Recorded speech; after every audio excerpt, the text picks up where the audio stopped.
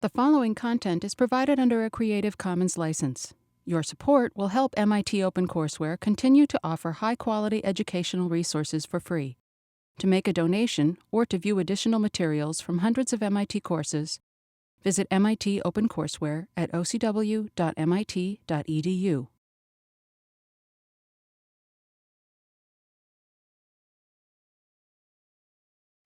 Okay,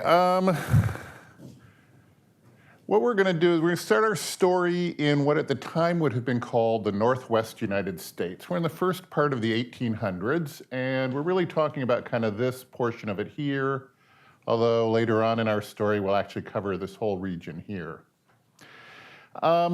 This was a sparsely populated, impoverished area. There were basically no roads or towns. There's lots of swamps, mountains, rivers. Land transportation is very difficult. The area was more or less under constant warfare from 1800 till about 1880. I'm talking about large-scale armed armies in what would be called the Indian Wars, but also smaller-scale raids of dozens or half a dozen people and individual murders. It was among the poorest areas on Earth.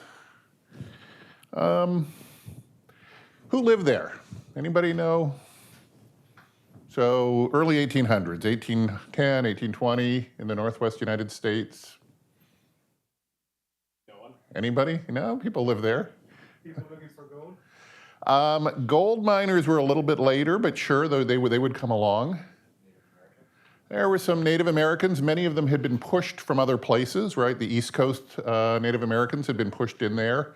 There were some Native Americans that lived there who were being resisting that. There were also natives being pushed in from the south by the people in Mexico. So we got being pushed in. How about Acadian driftwood? Anybody here? So the Canadian rebels who are French-speaking are being pushed here by the English. Whiskey Rebellion, right? The rebellious people in the United States are being pushed out here. Escaped slaves, debtors. There was an expression at the time, GTT. If you didn't want to pay your debts, you wrote GTT on your door. It meant gone to Texas, and you headed over here. So we got this area, right, full of losers, of violence, very little in the way of economic resources. A few years ago, somebody did a list of the 100 wealthiest Americans of all time, and they compared it, tried to estimate the wealth of these people, and they compared it to the total size of the economy at the time. 19 of the 100 wealthiest Americans of all time were in that Northwest area in 1850, and they made their money from about 1850 to 1880. So what happened? How did this poor economic place with no prospects for anything, the last place in the world you would expect anybody to get rich, how did it generate such tremendous fortunes? And it isn't just money. I mean, you just say, okay, well, some of them struck gold or oil or something like that. But listen to the names. It wasn't just robber barons like Rockefeller, Mellon, and Carnegie. It was great inventors like McCormick, Westinghouse, and Pullman, innovators in other fields such as Swift, Pulitzer, Hearst, Armour, Marshall Field. These people are household names today. I challenge anybody in this room to name any other business innovator anywhere in the world in the entire 1900s. Okay, so we got 19 of them in this little area, and we know them today, right? None anywhere else. There were some innovations in other places, but here was clearly the place where modern business was being formed. So what was it that they had? Was it something in the water? Something in the air? What did this region have that nobody else had?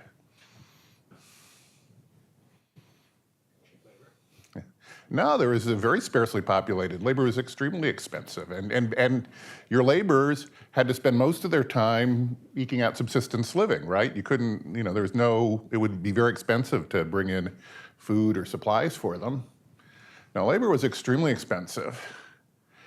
Well, I'll tell you, one thing they had was they had a game called poker. All right, you're laughing. I hope you won't be laughing at the end of this. Let's go back. The first written records we have from outside this region about poker come to us from about the late 1820s and the early 1830s. It's a lot more interesting what they don't say than what they say.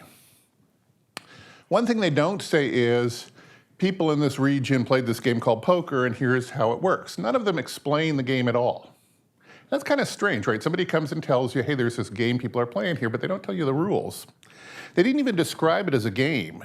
The one thing they were very clear about is it involved transferring large amounts of money. Nobody said, oh, it's a variant of this game or that game somebody plays somewhere else. Nobody said, this is some game that you might be interested in. Everybody already knew. I mean, you can read these things. It was common knowledge that people in this area played a game called poker. It was a very serious game played for very large amounts of money. It was played nowhere else. Nobody mentioned any antecedents. Nobody said it was brought in by the French or by the Indians or by the Persians or by any other group. It was just there. It was there in the area. A couple other interesting things about this game. First of all, what we know that far more popular than poker at any period in time, and certainly in this period as well, were standard gambling games that are played, variants of which are played all over the world by people of all classes. Dice games, faro was very popular at the time, wheel-based chance games. We also know, though, the other kind of game people were familiar with is played by aristocrats, things like whist or chess that don't necessarily involve gambling, although they can, and involve a lot of skill. Poker was neither of the above.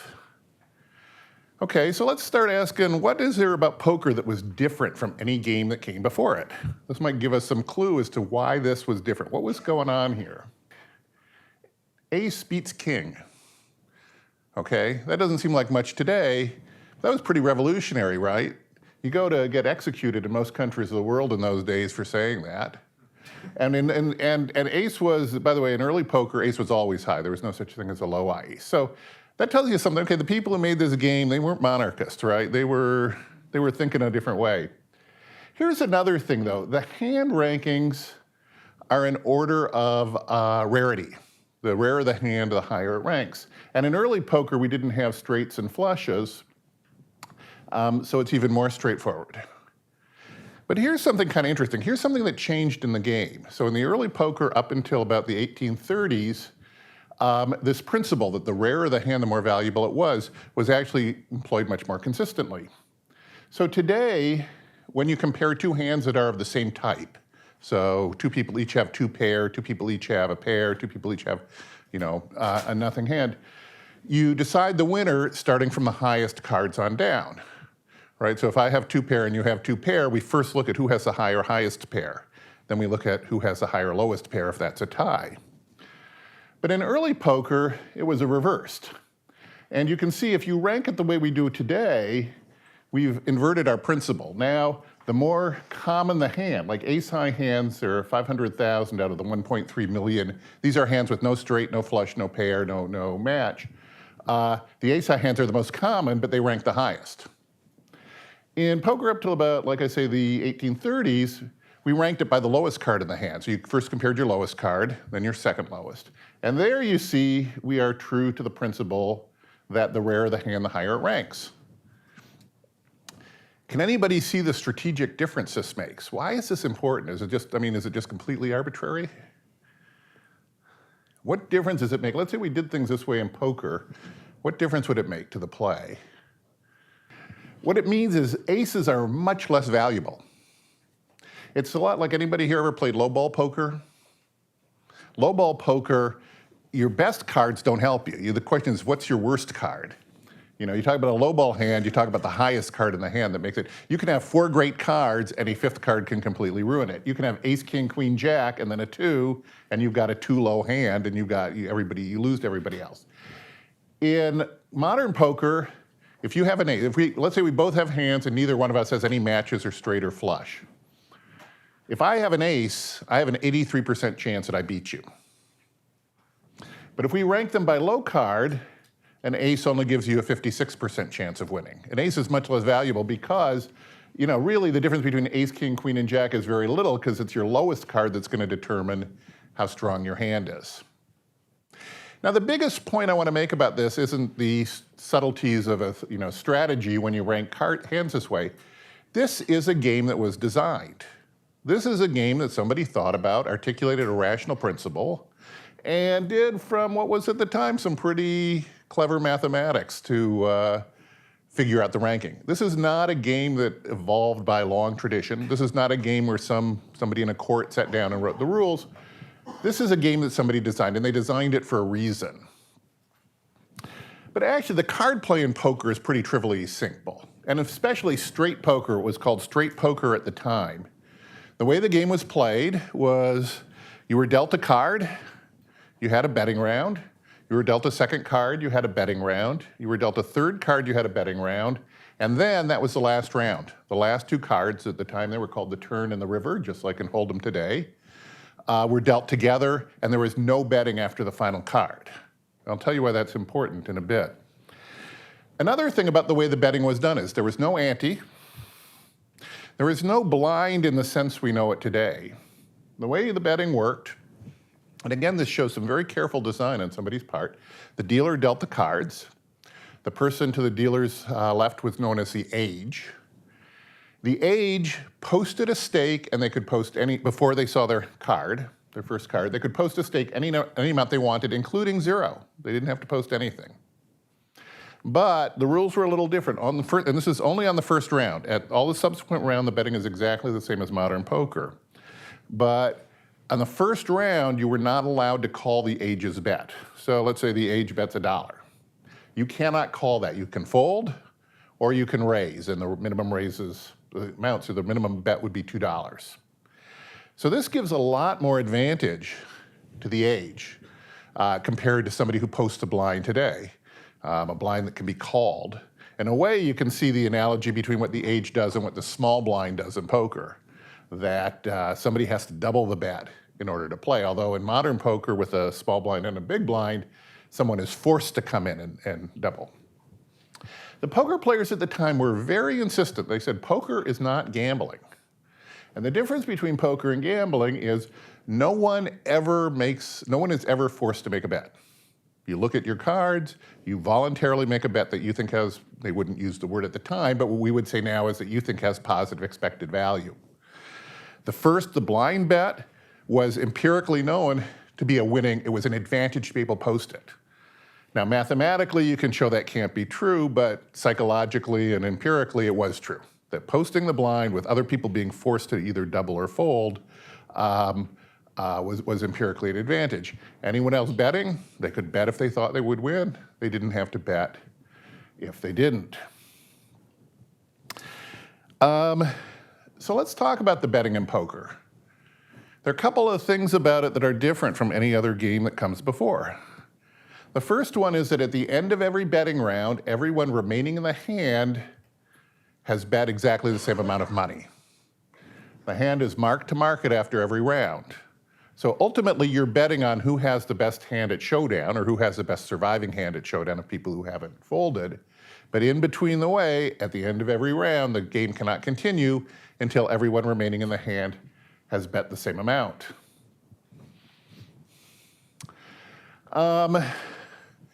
This didn't last all that long. So by the 1840s, 1850s, we're seeing there's a lot of fight against these very strict rules. People started adding antes. People started adding straights and flushes. People started adding betting after the final round of cards. People started adding all kinds of more complicated games, draw poker, stud poker with some cards revealed. They started adding new kinds of hands. So the game starts to change a little bit. And R.F. Foster, who was probably one of the first people to really write a comprehensive history of poker, and this was 100 years later, really, explained what happened. So there is this conservative old game, scientific, based on very rigid principles, that eventually evolved into the modern game. The modern game, a lot more fun to play. The modern game allows gambling, clearly. The modern game is really for a somewhat different purpose.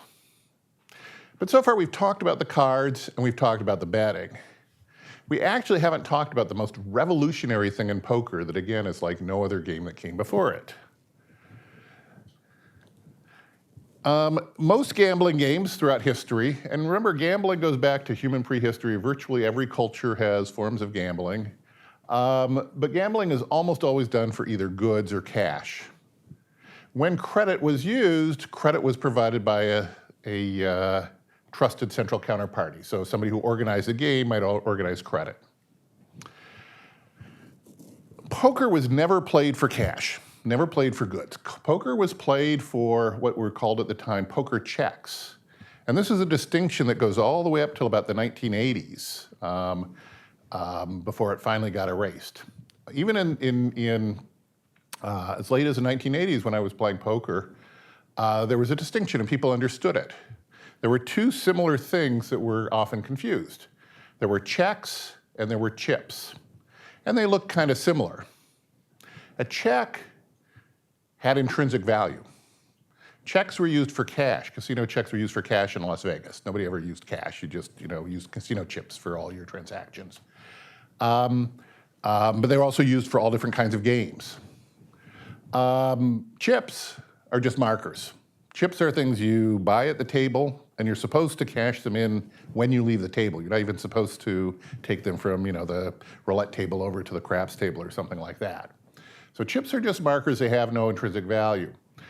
There's a complicated story, which I'd be happy to talk to people about sometime. The IRS came down, and some casinos, when they pushed organized crime out, they got rid of checks. So right now, there's no such thing as, at least illegal, chip with a real intrinsic value. They're just markers. If you show up to a casino with a $5,000 chip and you want to cash it in, they're going to ask you where you got it, prove that you bought it at a casino or won it at a casino. If you can't, they won't give you any money for it. But let's go back to the early 1800s. The way poker was played was with poker checks. Poker checks were markers. Often they were made out of clay. People would make little discs out of clay, and they would put a thumbprint in it. They would put some identifiable marker. The key thing is that they were identifiable to an individual. You were playing poker with money you created yourself. And if you lost, other people would have these markers, and these markers would be claims on you. If you won, you had other people's markers. At the end of the game, people did something called ring clearing, which means that, so, okay, you played a game for a while, you got a bunch of checks in front of you, you're gonna take the checks you have from other people, you're gonna trade them for your own checks back. You're gonna end up with, if you were a winner, you're gonna end up with a bunch of other people's checks, and suddenly a bunch of people owe you money. Or if you were a loser, other people are gonna end up with yours. But it's a winner's responsibility to collect from the losers. There's no central counterparty, there's no trusting. You play. If you don't like a guy's checks, too bad. You got some things that aren't, maybe you can find somebody else to trade you something for them. Now what you've done is you've created a form of money. It's this credit creation that is a really essential element of early poker. And let's talk about another financial institution from this period, the soft money bank, otherwise called a wildcat bank. People created banks, and the way they created banks is somebody said, I have a bank, and I'm gonna make loans. And I'll either print up some banknotes, some of which were extremely crude.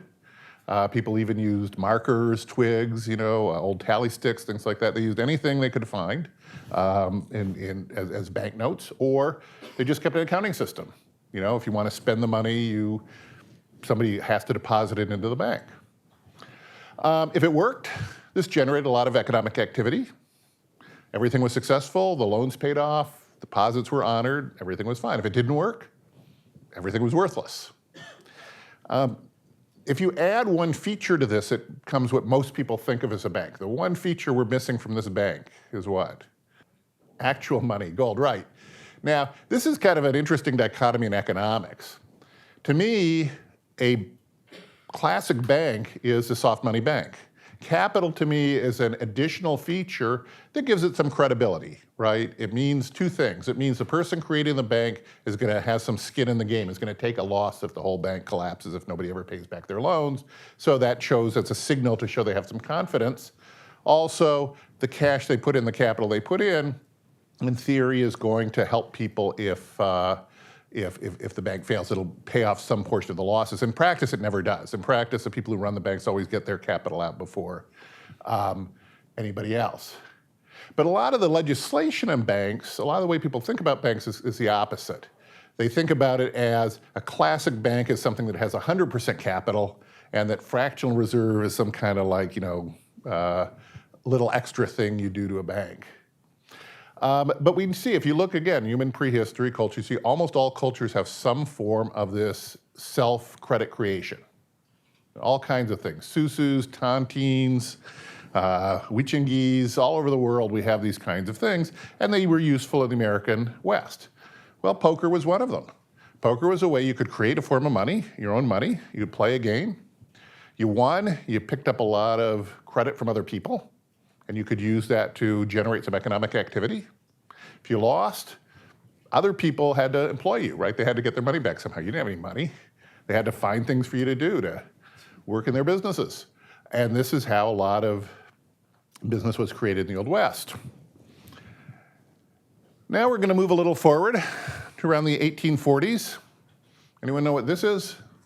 It is the Chicago Board of Trade. This is actually around 1900, so it wouldn't be quite so fancy back in 1840. Futures exchanges, again, appeared in exactly the same geographic area as the game of poker, about 20 years later. Nobody invented it.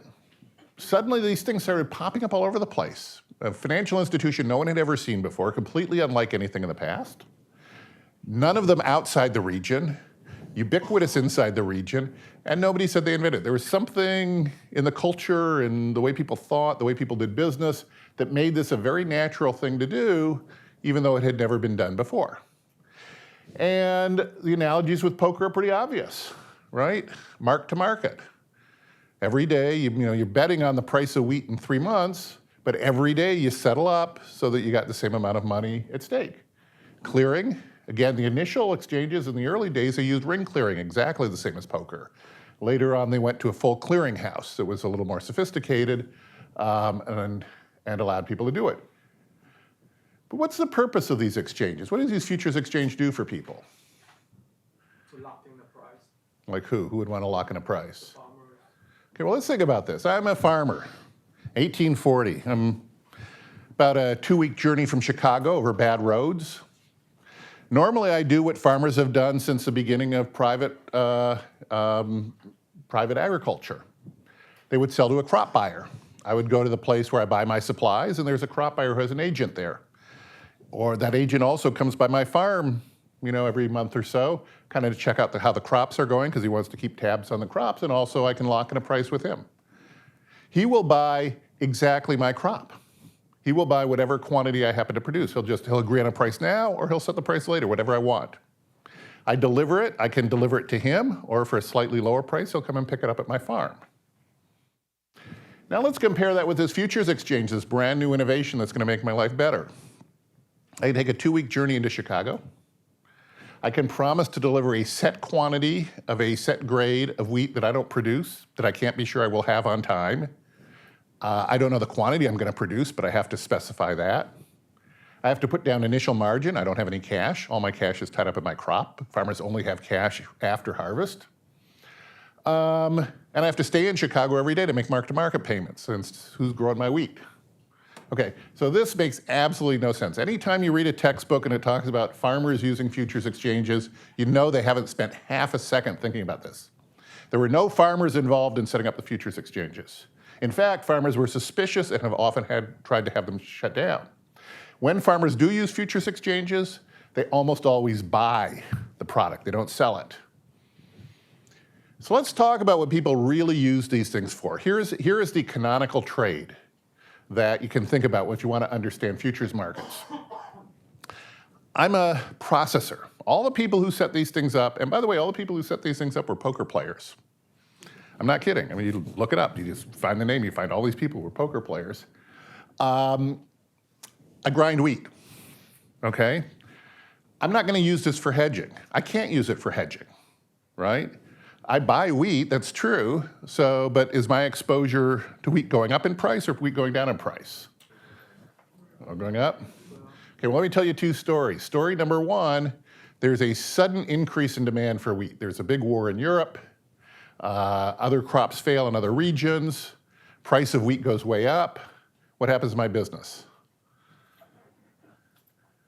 I'm making lots of money, right? They got to grind lots of wheat. They're bringing all the wheat in from all the hinterland. Everybody grinds it. Shortage of grinding capacity. I can raise my prices. I'm rich. So in that way, I'm long wheat, right? Price of wheat goes up. My business goes up. Let's say, sorry? You're assuming that the price of grounded wheat is very correlated to the price of wheat. Yes. I'm saying that, so the price of ground wheat is what went up. And because the price of ground wheat went up, my business is more valuable. And you hit the point exactly. That's the stuff I'm selling. Now let's do a different story. There's a crop failure in the area. Price of wheat goes way up, right? Wheat is scarce. Who wants my grinding facilities? Nobody. There's an excess of grinding facilities. I can't charge a penny. Okay, so I have no natural wheat exposure. I can't hedge my wheat exposure in this futures market. Also, for the same reasons I mentioned in the farmer, it's not a convenient place to do it, right? It's a type and grade of wheat I don't want at a place I don't want. Also, the price of wheat has very little to do with my business. What I care about is my machinery operating properly? What's the price of fuel? What's the price of labor? What are the regulations on the stuff? What's the quality of the stuff I'm getting? I can lock in prices with suppliers and either buyers of the flour or sellers of wheat anytime I want. That's not the point of the futures market. What you want to think about is I'm grinding the wheat. I'm going to go to a silo, a grain silo. Grain silo is a guy, he buys wheat from all over the place and he sells it to people like me. I'm going to say, okay, I want these wheat deliveries over the next 3 months, so much and so on these various times. I want it delivered to my grinding facility. I want exactly this type and kind of wheat. And he'll agree and we'll settle a deal. Now, I'm going to go to the futures exchange. I've just bought a quarter's worth of wheat from the wheat silo. I'm going to go to the futures exchange. I'm going to sell a quarter's worth of wheat forward. What have I done? Well, now I have no price risk, right? Now, if the price of wheat goes up or down, I don't care because I've bought wheat today and I've sold it 3 months from now. I have borrowed wheat. Now, what could I do instead? I could borrow money. I could borrow money and buy the wheat. But then I take two price risks. I take the price risk of the money. And remember, this is an area, there's very little money around. These futures exchanges were invented in a place where there was very little gold and silver. There wasn't a good banking system. Banknotes weren't very trustworthy. So taking the risk of money was a big risk. And also, price of wheat going up and down. Simplest thing is just to borrow wheat, which is what I want to do. And like any business loan, I never intend to repay this, right? If I'm doing a business loan, say to buy machinery, I make the loan, and when the loan comes due, I borrow again because I just to run the business. The only time I pay back my business loans is when I shut down the business and liquidate everything and pay off the creditors. Same thing with this. I'm going to roll these futures contracts forward forever. I'm never going to take delivery. But what I've done is I've perpetually borrowed wheat. I've taken part of my business input and I borrowed it instead of buying it. But here's when, so one thing is the futures exchanges create a tremendous amount of credit. But they do something else too that's kind of interesting. Anybody here know how to take flour and turn it back into wheat? Anybody here know how to take August wheat and move it back in time to May? All right, I have something very surprising to tell you. For 175 years, the Chicago Board of Trade here has been quoting prices on both of those services. A futures exchange quotes prices on services nobody's ever thought of. It opens tremendous scope for innovation. Let's say I want to build a bridge. And when I build this bridge, it's going to divert wheat that was going to St. Louis is going to get diverted to Chicago because now it's going to be cheaper to move it into Chicago. I can hedge that. I can sell those transportation services in the futures market by buying Chicago wheat and selling St. Louis wheat.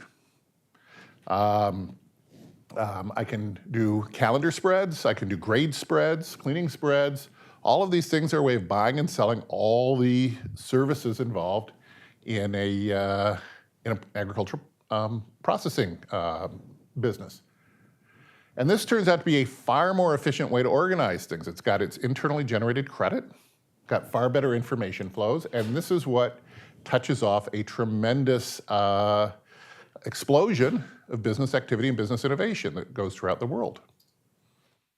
Now, one of the things that's kind of strange about futures markets is they were only used for agricultural commodities. Now, granted, that was a much bigger part of the economy than it is today, but in the global economy, this was not a big deal. There were much, much more valuable commodities that never went to futures exchanges. And there were things, commodities weren't even the most valuable things. When things really took off is in the 1970s when people took the same idea and moved it to financial. But my story is about poker. One of the things people sometimes say is that futures evolved from to-arrive contracts. Now, to-arrive contracts have been around longer than we have written records. The ancient Mesopotamia, in the early days, we see the earliest writings we still read today, we find that these to-arrive contracts were common. A to-arrive contract says, essentially, I will sell you 10,000 bushels of wheat at 50 cents a bushel as soon as wheat comes to the market, wheat comes to the city market. Okay, it's a price guarantee, it's not a delivery guarantee. I don't tell you when you're gonna get it. I don't even guarantee you will get it. I'm just saying when it comes, this is what I will sell it to you at. The largest to-arrive market in the United States was in Buffalo. Okay, everybody remember all those stories about the fortunes won and lost on the Buffalo to-arrive exchange, the fist fights, the corners, the people who made their fortunes there and went on to do anything else? Exactly. To-arrive contracts are run by quiet commission clerks. Futures exchanges are populated by tough, brawling innovators who often make fortunes or lose fortunes and go on to do dramatic business activity. There's no connection between the two. Now, anybody tell me which ones of these are poker games? Sorry? Omaha, Texas, yep. Chicago, yes. This one you guys might not have heard of so much, but there is a Cincinnati. It isn't played much anymore. There is no poker game called Buffalo. There is no poker game named after any place except places where if you lose all your money in the game, drown your sorrows by jumping in a river, you float down to New Orleans. Even today, poker is very, very strongly regionally, it's a regional attitude. It's an extraordinarily explosive, innovative economic attitude, and it has never really seeped out except the place it was born. Now, that may no longer be true with internet poker. The question is the soul of poker alive, internet poker? Has this economic innovation and freedom and self-credit creation, is this something that's going to spread to the whole world? Or has somehow poker been neutralized, and when it comes to a computer and becomes virtual, it's no longer got that soul? It's something we're going to find out in the next few years. Now we're going to jump forward to me.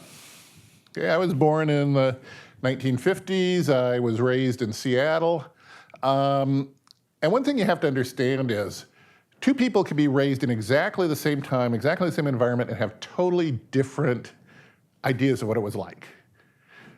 I think most people would say, if a movie was made of my childhood, they would say, hey, that was an idyllic childhood, right? Your dad was a professor, you didn't have so much money that you had affluenza and were, wrecking cars or things like that, but you were never, you were never embarrassed that you didn't have clothes for school, you were never hungry, anything like that.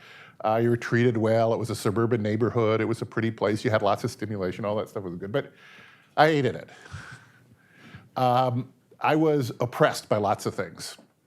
I sincerely believed that the world was going to end in nuclear war before I was in college. It just seemed like clearly what was likely to happen.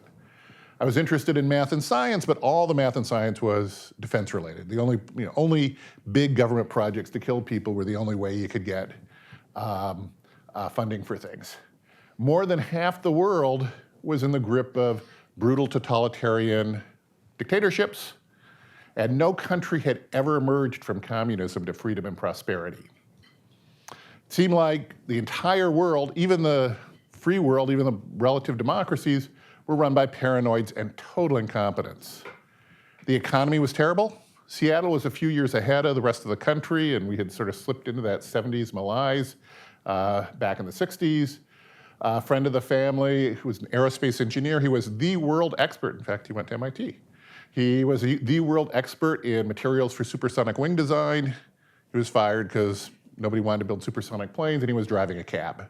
Another thing about this is, again, Seattle was kind of a forward-looking in terms of economics. We were getting the economic malaise before the rest of the country. And another way we were kind of throwback, it was more like the 50s in other parts of the country. And it was this really weird social dynamic. Okay, I don't want to tell you the neighborhood I grew up in was any worse or weirder than any other neighborhood, but there's a certain percentage of alcoholics, of child molesters, of wife beaters, of drug addicts, all this stuff. And in the 50s and kind of in Seattle, by the time I was growing up, nobody cared about it. Nobody would ever talk about any of that stuff, right? If a man cut his grass and brought home a paycheck, he was a good guy. He could do anything else and nobody would talk about it. But if you didn't, and we would have this, something would happen, like a neighbor, the guy would lose his job, they would quietly move away and nobody would ever talk about them. It was just weird. And you got the message, okay, that the economy was very insecure. If you could earn money, everything was fine. You didn't have to worry about anything else. But if you couldn't earn money, it was unspeakably bad. Well, I was a shy kid. I was introverted, awkward. But I liked looking in the back of the newspaper and the numbers, the patterns in the numbers really fascinated me. And I worked out ways, and I would bet money on horses, I would bet money on other sports, and I found out I could win doing this. I also found out, and this was true throughout the American West at the time, I couldn't really find a good picture of this. This is just something I found on the internet that's roughly equivalent.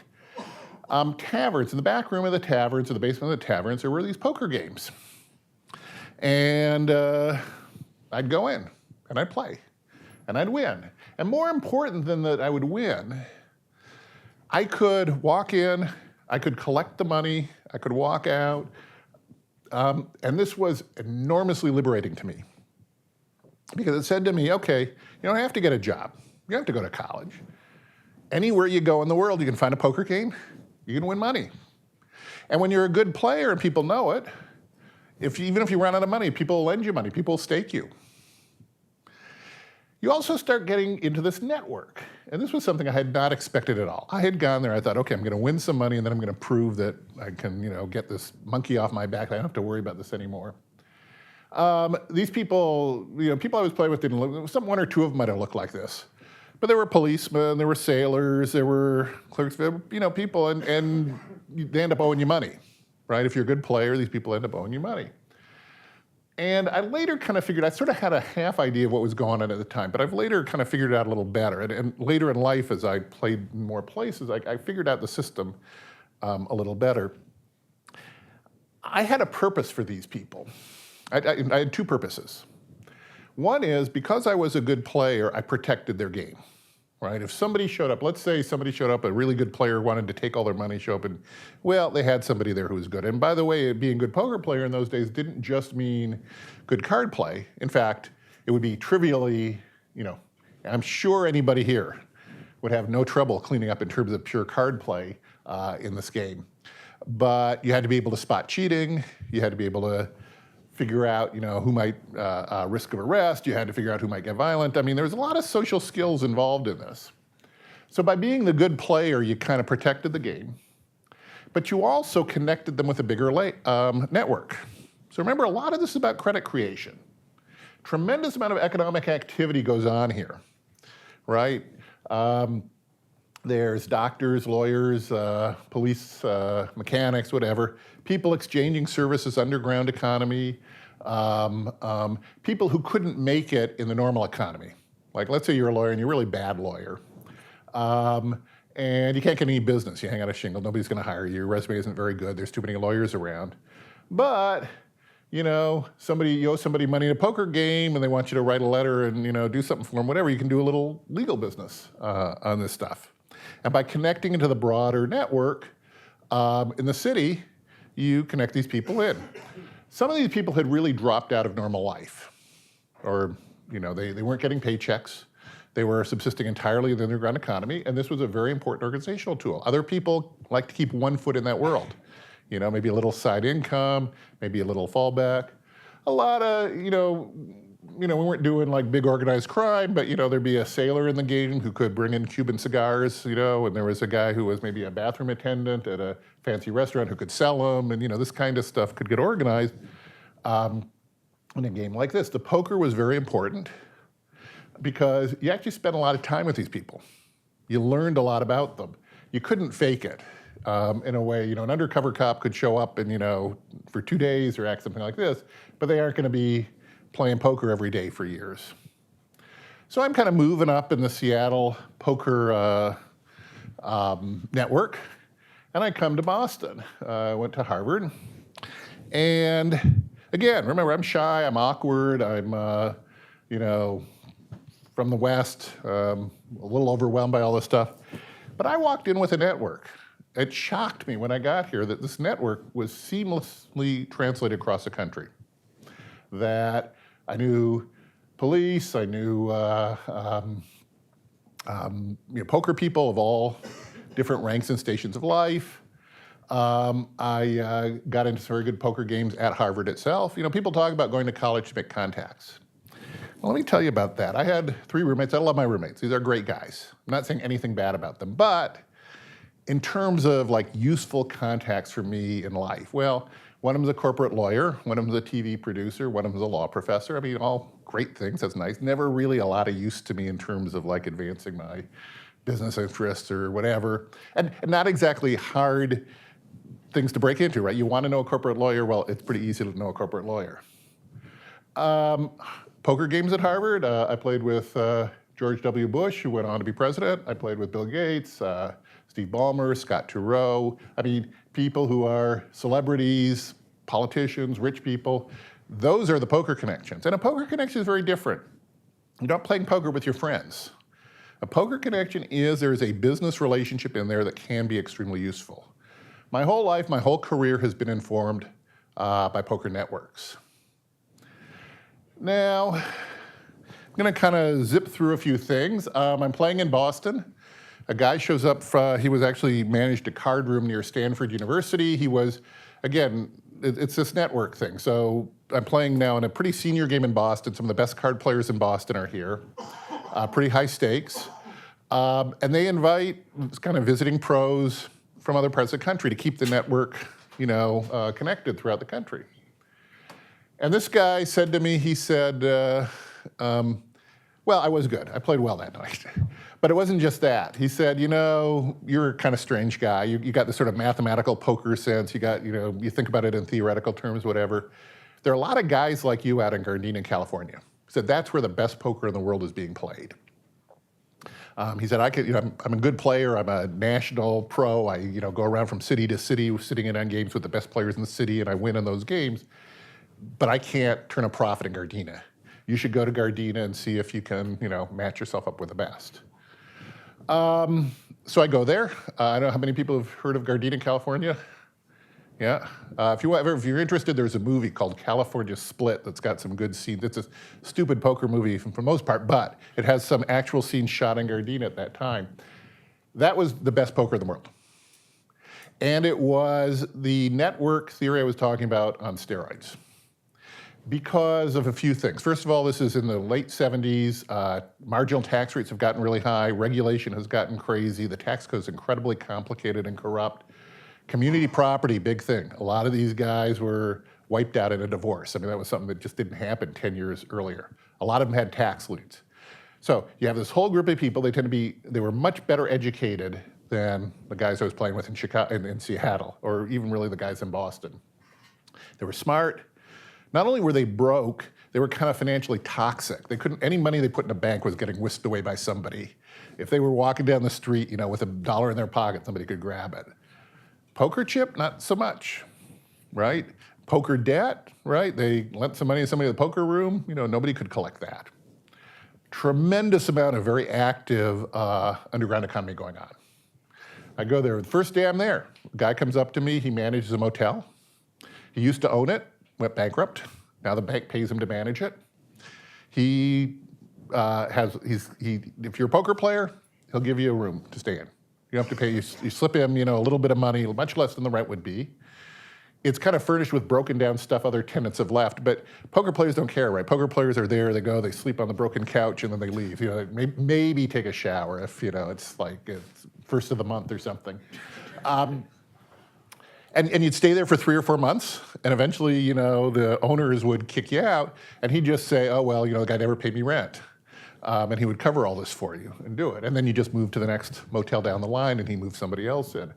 You wanted to get your car fixed, you wanted to get a lawsuit filed, you wanted to get, your operation done, whatever. There were people in the room to do it, all for under the table. You could borrow the money.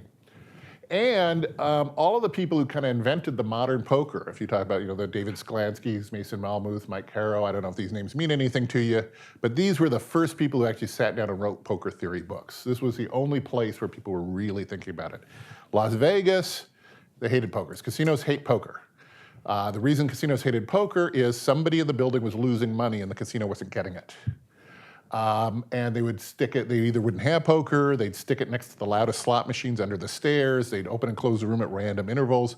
The one thing they did was the World Series of Poker was pure casino publicity stunt. It had nothing to do with poker in those days. Only in like the late 90s, early 2000s, with lots of people being brought in by internet, with the poker boom, with television, did casinos really come to terms with and start liking poker.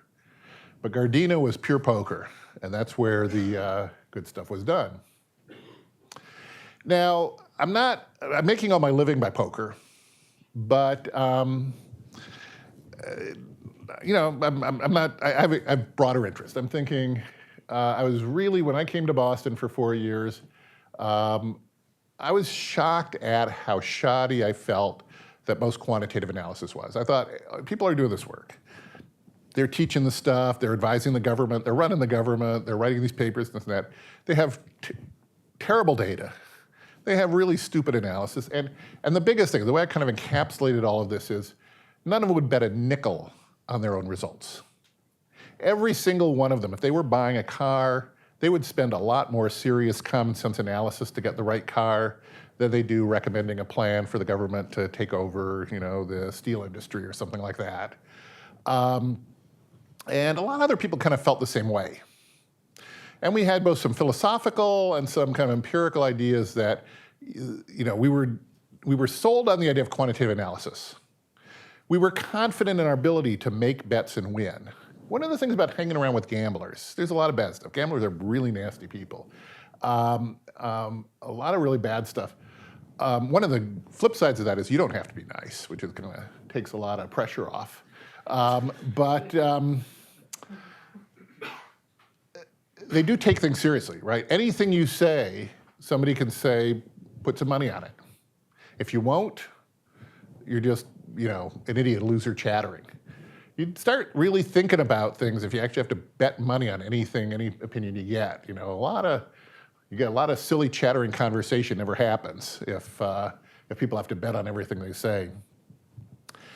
Anyway, though, the natural thing to do is say, okay, I want to go to a place. I want to prove that my methods work.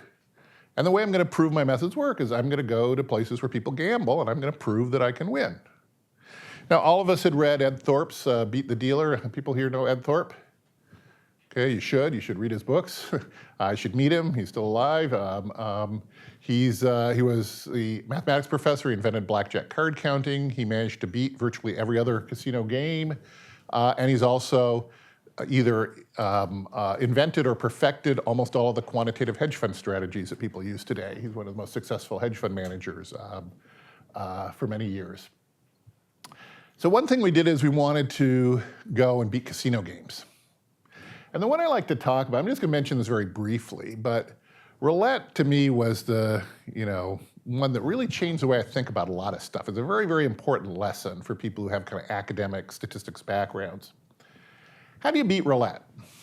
Okay. Well, this was Ed Thorpe's, Ed Thorpe was thinking about this, and he was hearing this debate, and some people said, you should find a broken wheel. You should just record the patterns in the wheels and see if you can notice patterns, like the wheels are a little weighted, one number comes up a little more than the others. But other people said, no, that's impossible. You know, the wheels are too good. And Ed had a really remarkable insight that not enough people know about. He said, you can win money either way. If the wheel's broken and, 13 comes up, a little more than it should, you can bet on 13. That's easy. But if the wheel is so perfect that every number comes up equally often, it must be machined to such perfection that you could use a little physics. We had some mechanics up on the board when I came here. Use Newtonian physics, and you can figure out where the ball is going to end up. So he did a lot of work. He did it with Claude Shannon. Again, we're back to MIT, the father of information theory. And they sat down and they worked on roulette. And if you study this problem for a bit, you pretty quickly find out, here's how things work. The way roulette works, they spin a wheel in one direction, they spin a ball around the outside of a bowl the other way. Okay, everything is very Newtonian until the ball goes away from the edge. It is very easy with a little bit of electronic aids, which at the time were legal and are now illegal, but with electronic aids, it's very easy to tell what number will be under the ball when the ball leaves the edge. Now there's a lot of bouncing and banging around between that and when the ball comes to rest. And that's pretty chaotic, essentially impossible to predict. So you have this perfectly predictable section, and then you have this chaotic section. But here's the insight. The predictable section you can calculate. You can know, okay, you say when the ball goes under the edge, number 17 will be directly underneath it. The chaotic part cannot be uniform on the wheel. You can say if 17 is under it when the ball comes down, here is the distribution of places the ball is going to end up on the wheel, and it's nowhere near random, nowhere near uniform. So you can make good bets. Now, if you actually want to do this, you have to get several layers. You have to kind of keep refining this notion. But I just want to focus on the big picture. A lot of statistical theory, the basic theory of statistics was based on dice. That's what Nassim Taleb calls the ludic fallacy. People trying to create randomness. The real world is nowhere near so random. Even when people try to create randomness, even in a casino, they can't do it.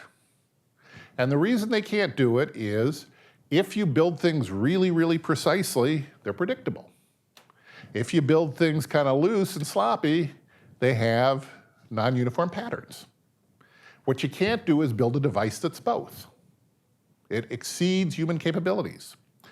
And when we're talking about the practical randomness you see in the world, in the stock market, in other human in politics and war, anything you want to talk about, people are way too sloppy in modeling things as random.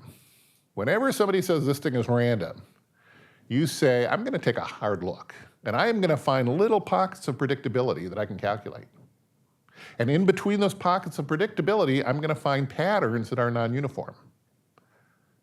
And what I'm going to end up with is I'm going to end up with a system where people are saying, you're obsessing about data and data quality for things that don't really matter very much. Nobody else thinks these things are important. Why are you spending all your time cleaning data for something that's far removed from the essential economics of this problem? And they're also going to say, and here are the really important things. And you're just waving your hands. You're not paying attention. You're making criminally reckless or crude assumptions about those things. But what they don't understand is that's exactly how you beat it. That is what you do. When you figure this stuff out, you really come up with a system that will understand and make a profit, it will look like that to outsiders. That you're focused on stuff that doesn't matter and you're ignoring the stuff that does matter. Put it another way, the stuff you think that matters doesn't. And the stuff you don't think that matters does. And when you do enough work on this kind of stuff, that's how you win.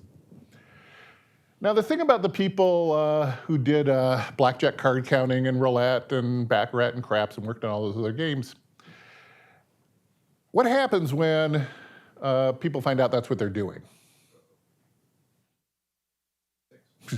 Yeah, it depends on the time and the place, whether you're buried in the desert or just warned off or whatever. But basically, you have to fool the casino. You're taking money from the casino. The people who stuck with this hate casinos a lot more than they like money. they tend to be antisocial people. You don't need any social skills, right? All you need is, I mean, if you've seen some of the movies, the MIT blackjack team, Bring Down the House, whatever, you see some wildly over-the-top play acting to get things. That isn't what most of these guys were. Most of these guys were quiet. They went in. The casino gets the game. The casino takes care of stuff. You just go in and play, but you have to stay under the radar. You can't let the casino notice. Now, people also looked at another field, sports betting. Now, sports betting this is frequentist stuff. This is Bayesian stuff. It is a lot easier to predict how people are going to bet than how a game is going to come out. If you wanted to predict an NBA game from first principles and figure out what the proper point spread was, you got a big job ahead of you. It can be done, and people have done it and made some successful results, but that's a big job. Here's an easy observation that was enough. In the 1970s, this was enough to make money. Los Angeles Lakers are a glamorous team. They were at the time.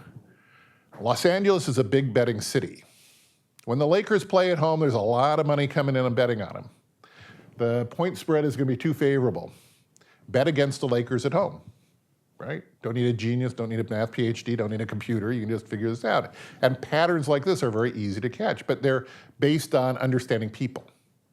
So the malcontents, the introverts, the autistic people, they all went here. The people who like people went into sports betting. Now, what happens if you're sports betting and you're successful? What happens? Well, actually, at least certainly in those days, they hire you, right? Great. Hey, you're winning.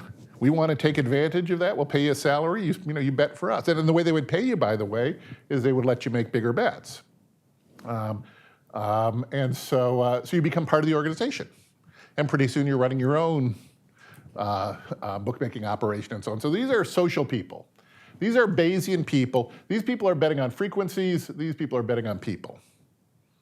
Both of them are learning skills and techniques that nobody taught in a classroom. That were totally generations ahead of what statisticians were doing in academics, what people were doing in econometrics, anything like that. These people were, because these people had to. It only worked if you're right. You're betting every day. Smartest people in the world are spending every waking moment trying to find a way to beat it. I did some of both of these. I also did some poker. I was mostly a poker player. Poker is kind of in between. Okay, you got some card play kind of thing, shuffle reading, things like that, but you also got to know something about people. Not as much as a guy doing sports betting. You don't have to predict actions of thousands of people, but you do got to be able to look around the people at the table and figure some stuff out. You got to be able to get invited to games. You got to be able to collect from losers. You got to be able to avoid arrest or getting cheated or beaten up and stuff like that. So we were kind of in between. A lot of people I know from those days, this is the 70s, 80s, early 80s, a lot of the people stayed at it. But a lot of us, having honed our skills and figured, okay, now we think we know something, right? I've been playing poker since I'm 14. I've been had moderate success in beating casino games and sports betting. I've had some really strong success at poker. I have some confidence, right? I don't just think I know something, I know something. And the reason I believe it is I went to the places where you test that stuff and walked away with people's money. So a lot of us went into finance. So this is really now we're talking about the early 80s. The people who like casino games, they like secretive little hedge funds. They wanted to invest their own money or only a few wealthy investors. As soon as they could, they wanted to pay off their investors just by themselves. Some really brilliant stuff, tend fairly narrow focus, tend to like pick some narrow niche kind of thing and do it. Bayesians, these people were naturals. These people went into big bank stuff. They knew people, they knew businesses, they were bank executive types.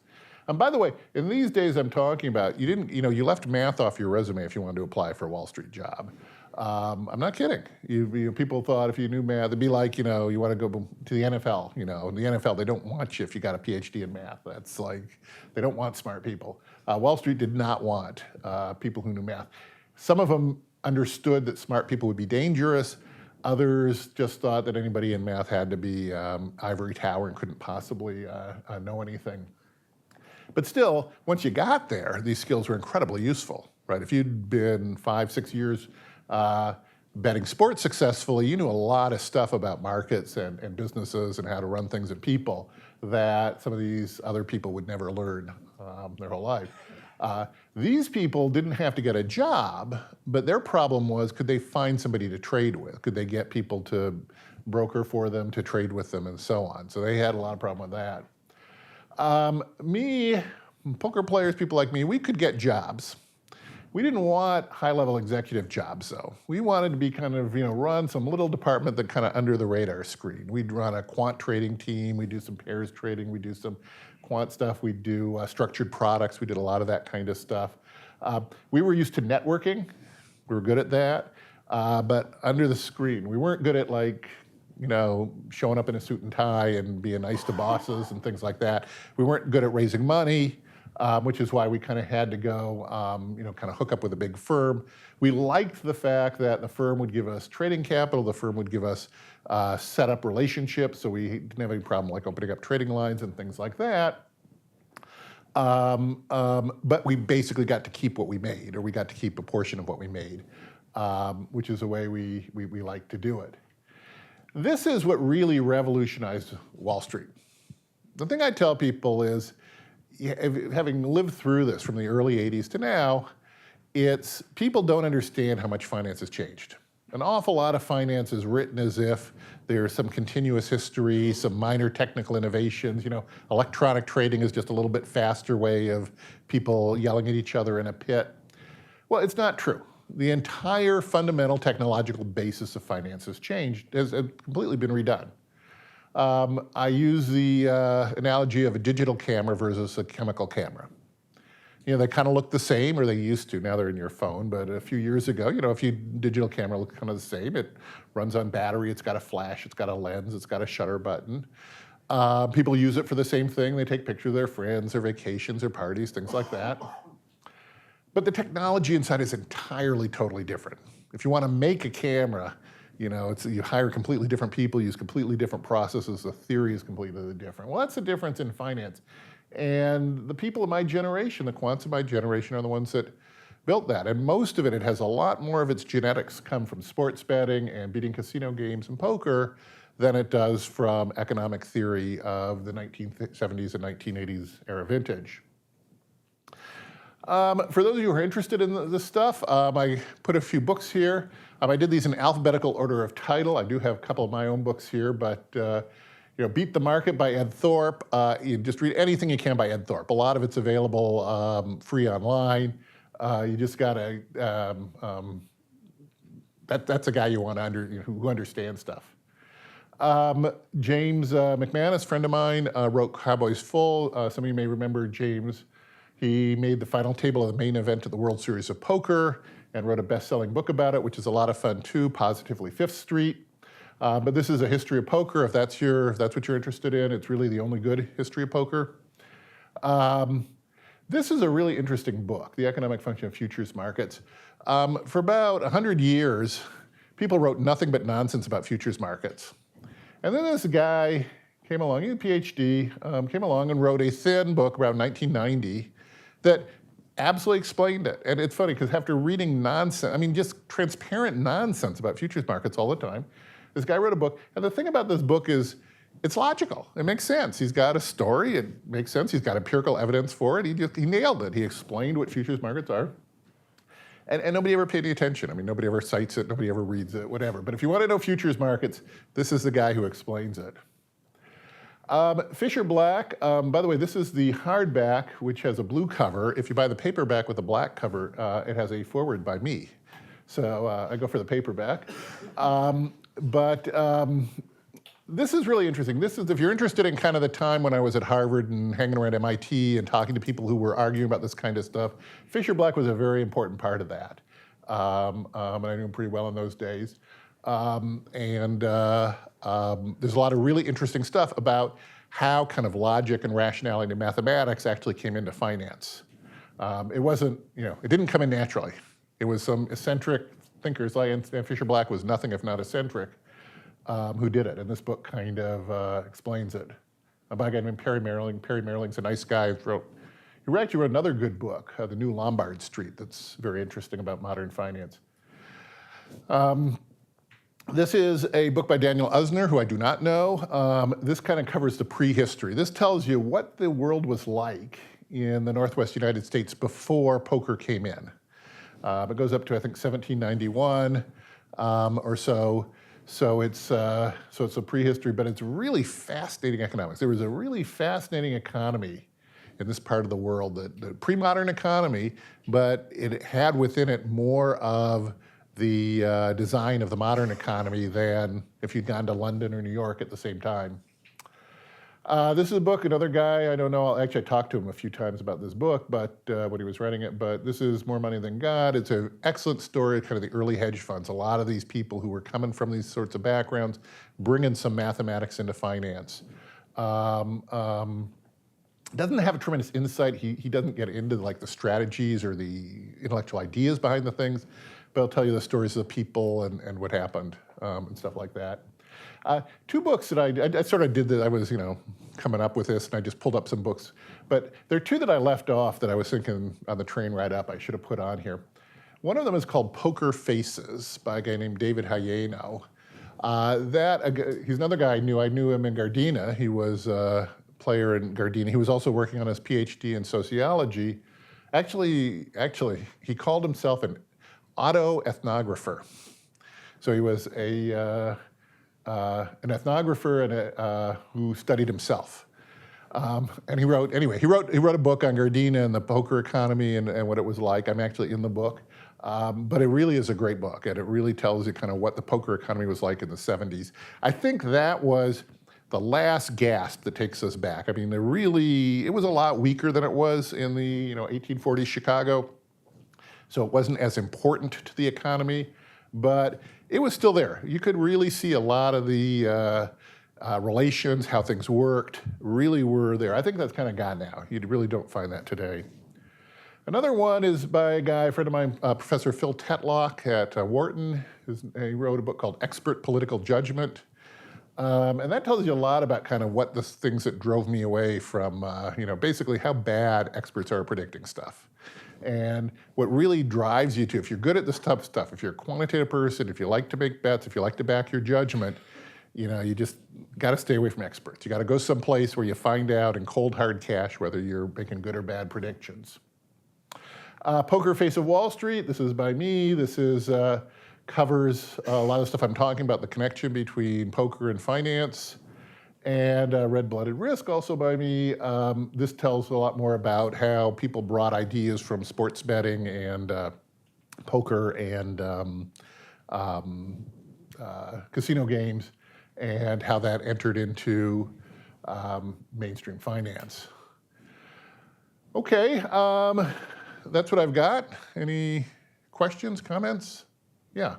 How good was George Bush and Bill Gates at target? I can't really answer that in the sense that, to really answer that, you'd have to have tracked their winnings and losing for long periods of time. Bill ran a game in Courier House. I didn't like the game. It was a very tense game. You always kind of got the feeling people lost more than they wanted to, and it wasn't a lot of fun to play.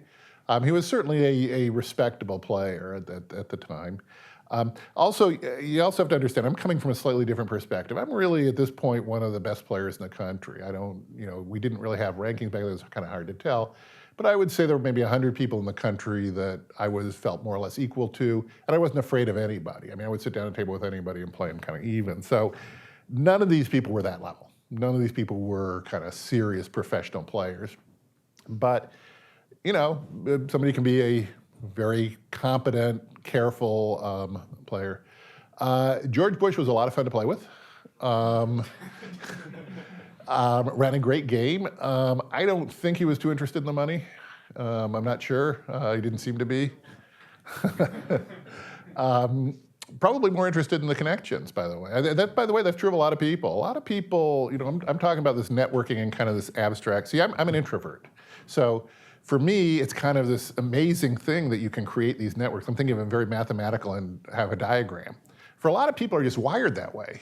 They understand on some, they don't sit down and draw network diagrams. Just say, hey, I'm going to play in this game. I'm going to make some friends. I'm going to chat with my friends. I'm going to buy a baseball team. I'm going to be president. Whatever. And it works for them. And that stuff never works for me. I have to think about it. I have to, do this on an intellectual level. So that was more fun. I would say of the people I played at Harvard at that time, the two that were probably the best, kind of in my recollection, was Scott Turow, the author, who was really, could have been a pro level player. Probably didn't play enough to do it, but had the instincts, had the people skills, and so on. And a guy named Lloyd Trefethan, who's a mathematician at Oxford now, and just was a really good. Actually taught me a lot of theory. We talked about that stuff a lot. But all of us. One thing I will say in terms of that. The people at Gardena really were a cut above. That a pretty good club player at Gardena, somebody who just kind of was, playing at the top stakes and breaking even, something like that, was so much better than the, leather-ass Texas road gamblers who were, playing off in the World Series of Poker and things like that. I mean, you went to Las Vegas, these people just were not very good at poker. Now, they were very good at making money at poker, which is a little bit different. But if you just sat down, if you just listened to the analysis they gave of why they did things when they did, it was just, they're just, they believed in luck. They would make these arguments that just made no strategic sense at all. They weren't even thinking in terms of what you think of as poker reforms. Now, that had very little to do with making a living at poker, right? If you were, one of those stories I like to tell is there's a story that's, I read it in a book actually, I didn't know this at the time, but 3 WSOP winners, and it might have been Dolly Brunson, Sailor Roberts. Sailor Roberts was a good player. He was probably the only one in that crowd that was really top.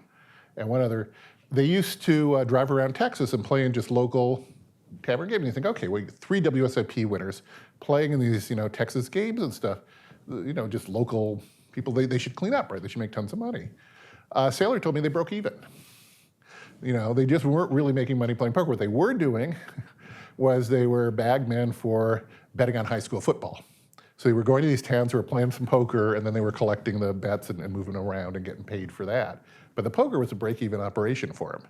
So a lot of people who have sort of great reputations as poker players, lots of colorful stories. You sat them down at a computer, you sat them down at a tournament or something, they would just be toast in 5 minutes. But the people, the people in Gardena who were much better in terms of theoretical poker play and playing the game, we would have been toast in that tavern in Texas, right? We would have been beaten over the head with a pool cue and left out with the cows or something. And it's not just, I don't just mean we weren't tough. We weren't tough. We aren't tough. We didn't have social skills. We had just enough social skills, some of us. Most of them didn't even have this. I was considered pretty social because I could actually get a game together of normal people and collect money and so on. Most of these people couldn't, right? They couldn't play with normal people. And none of us had the kind of skills that those people did. Other questions? Yeah. Do you think if you're a good poker player, are you better off making a big name for yourself or staying under the radar? It's hard for me to answer because I come from a strong tradition of being under the radar. It was very hard for me to come out. When I wrote this book, this was kind of my first public acknowledgement. I mean, people who knew me knew I played, including on Wall Street. A lot of famous people on Wall Street, played, and I play with them and whatever. But to sort of come out in print, and when I talked to people, I said, I'm going to tell the story about you in the book. And, people who you would think would have no problem being identified as a poker player just would not let me do it. But that said, there's a whole career out there. I don't know if it's still true, but there are people who made fortunes by being famous poker players. And the thing I always kind of wanted to do, I've never liked tournaments. I don't like casinos. I play at them sometimes, but I like playing when I want to play. I don't like being told when to play. And some of these casinos, the experience is just so physically unpleasant, of playing at 2 in the morning and getting bad chairs or whatever. But I was sort of tempted by high stakes poker.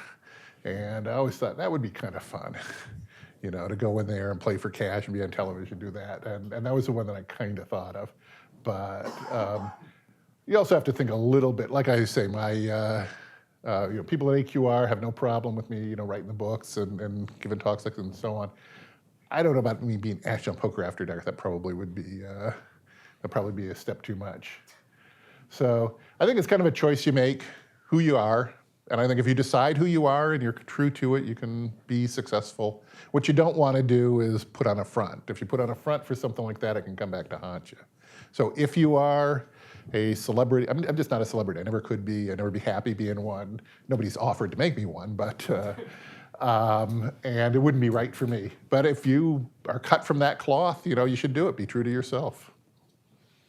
Yeah. How do you feel the view of mathematicians on Wall Street has changed since before you mentioned how people were scared of them? But And so perception of what? mathematicians. It's gone through, it kind of goes through, okay, so first it was just laughable. And let me explain how Wall Street works, by the way. Wall Street is sales. Finance is sales. All the money in finance always has, always will be in sales. A few quants can make a couple of bucks on the edges, a few billion even, but it's just not a lot in the whole scheme of things. If you can bring money in, if you can gather assets, it's always been rewarded. So when the early quants came, the attitude is, let's say you're like LOR Associates, people know that, O'Brien, Rubenstein, and I'm blanking on names, people who did portfolio insurance in the 80s, whatever. Anyway, so these finance professors show up, these quants show up. What Wall Street is saying, hey, great, we don't care, you could be astrologers, you could be chartists, whatever. If you're gathering assets and you're giving it to us and paying us commissions to trade it back and forth, if you're giving people a reason to trade, we're happy to service you, and we'll pretend we like you, and we pretend we respect you, whatever. We don't care.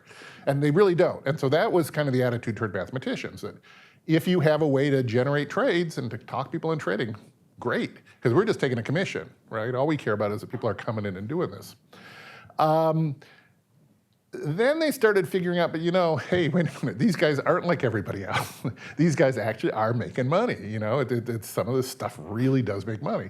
That's very, very difficult for Wall Street to come to terms with. There's a New York Times Magazine article about Lehman Brothers with Lou Gluckman and Peter Peterson. The clash of those the shirt sleeve, cigar chomping, trader culture, totally, at odds with the white shoe investment banking culture when these two things crashed. So then people were kind of afraid of mathematicians, but also somewhat dismissive of them. So then I think it's kind of mellowed out a little bit. But I will still say, AQR is a quant hedge fund. When we go and do our credit things, the credit counterparties, the assumption is nobody can understand your black box trading. Now, it's just not true. I mean, we are very transparent. We can sit it down, and certainly any of you could figure it out in 5 minutes. But other people, we maybe take an hour. But we can lay it down. Here's what we do, right? Here are the 8 signals, and we measure these things, and if we add them up, and we find the best, and we buy this, and we short that, it's a lot simpler than somebody who's saying, oh, I'm doing this quantitative analysis or technical analysis or I'm fundamental stuff and I'm thinking about all these 85 factors. We tell you exactly what we do. And they always assign the most junior credit person to us because they figured nobody can understand it anyway, so why waste somebody who knows what's going on. That kind of prejudice you still find a lot. That somehow what we do is crazy, it's a little weird, it's nobody can really understand it. It seems to kind of work, so we'll continue to do business, we'll recommend you, we'll put our clients' money in you, but not with the same confidence we have with a guy who's saying, I went to the company and I pounded the tires and I talked to the CEO and I shook him and said, tell me what's really going on here, and I understand this stuff. The biggest problem is, your quant's not confident. It's still the case that people measure your people measure your credibility, how much they believe you, by how confident you are. So if I come in and I say, well, I got this model, it seems to work pretty well, I think I got a 60% chance that this trade will make money, they just think they don't know where you're coming from, what planet.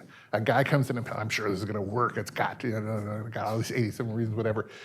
Now, they don't believe him, they think it's 51%, just like, but they expect him to be confident, and they understand that. So I think that's the biggest problem. If you want to be a quant and you really want to be honest about your confidence for things, it is shocking to people how little you know.